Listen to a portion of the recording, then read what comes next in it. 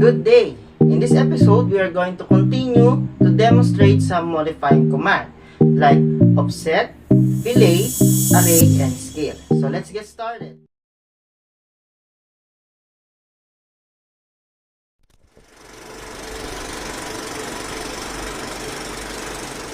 Okay, so we are now in the part 2 of our demonstration about modifying commands in AutoCAD.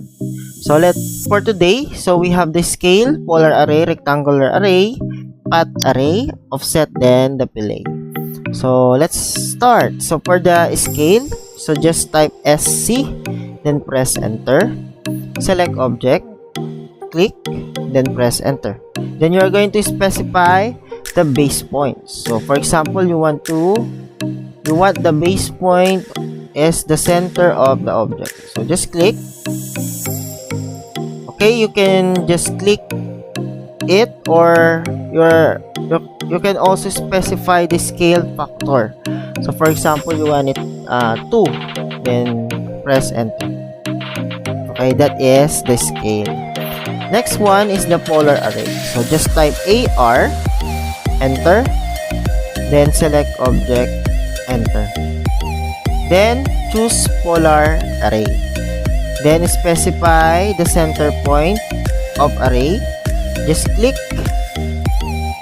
Then you have the polar array. Of course, you can manipulate the number of items here. For example, you want it 10. Just type 10, then press enter. Okay. Next one is the rectangular array. So just type again AR, enter, select object, enter. Then choose rectangular.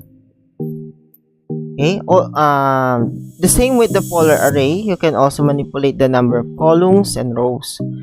Okay. For example, in columns, you want it the number of item is 2. For the rows, 2. Next one is the path array. In path array, first you are going to draw a line or an arc or a curved line. Okay, just draw first a line or a curve here. Okay, then after that, you can now use the command. So type AR, enter, select object, enter. So just choose path array, then select path or curve or line. So just click the line, then you have the path array. Of course, you can also manipulate number of items and rows. Okay, so that is the path array. Now for the offset, just type O for the shortcut key, offset, enter. Then you need to specify the offset distance. So that is the distance between the source object and the copied object. For example, you want it 2. So just type 2, then press enter. Okay, so this is the offset. For fillet, just type F for the shortcut key. So F, enter.